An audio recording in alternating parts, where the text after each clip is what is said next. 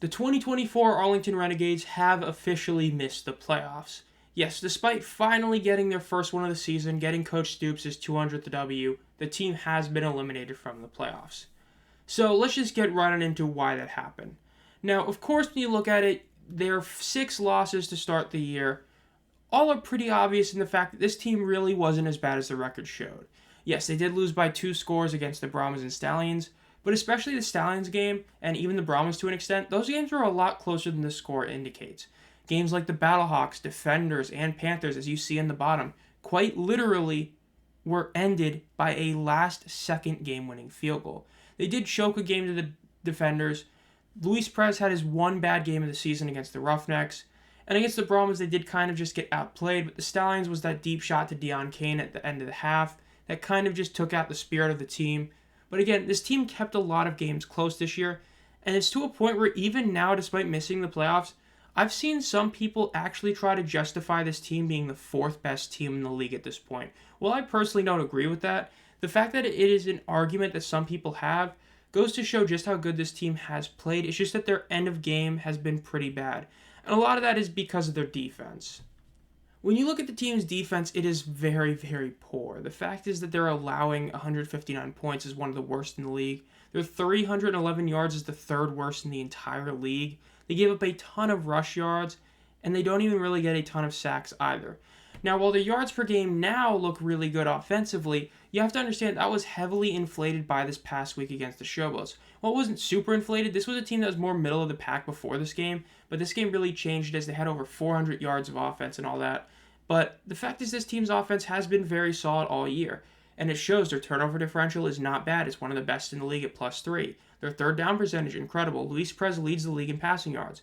But when your defense is this poor to where you're allowing over 300 yards a game and you're allowing an insane 159 points across the season so far, that's why your team is not making the playoffs. The fact is that these losses almost all came to the defense. Now, yes, a lot of them did have offensive drives that ended up having penalties, the Sal Cannella penalty, or just poor coaching decisions as well. Not forcing or not allowing the Battlehawks to score a touchdown, but rather letting it go to a game-winning field goal. The defense played against the Panthers when the Panthers were playing and got all those penalties.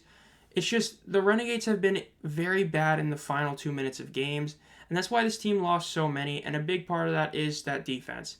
Now, yes, the offense has failed at times, but let's be real. The real reason this team missed the playoffs can be started all the way back with the dispersal draft when they picked Lindsey Scott first overall. This is one of the picks we did know exactly what happened. The first overall pick of the XFL dispersal draft was Lindsey Scott Jr. This is no offense to Lindsey Scott Jr. He's a very solid quarterback, and I think as a starter, he could be a solid guy. The issue is there was no point to draft him. Now, I know what some of you are going to say, but Luis Perez wasn't for sure coming back to the team, which, yeah, that is technically true. But at the end of the day, he did come back, so there clearly was some belief he was going to return. And instead of getting him a Ja'Cour Pearson or getting the defense of Trent Harris, the team decided to draft a quarterback. They essentially wasted the first overall pick on a guy that plays about 5 to 10 snaps a game.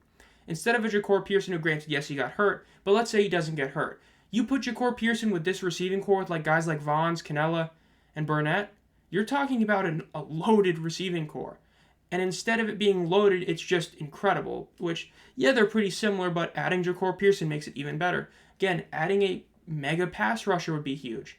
Instead, they have a quarterback that basically does nothing for them. This single decision can be the exact point of the season where it basically was over. And that's before the season even started. So yes, the Lindsey Scott pick was the worst of them all. And overall, those are all the reasons why the Renegades did in fact miss the playoffs. While this team is one that is very likable for a lot of reasons, whether it be Coach Stoops, Luis Perez, they just choke a lot of end-of-game scenario type of things.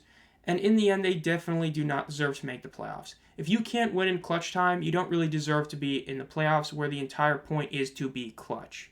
So it sucks. They're the only team in the XFL conference to be eliminated. But again, they kind of deserved it. Sucks to be the Renegades right now. They're the first team in the XFL conference eliminated. Run for the win for Santoso. On its way. And good!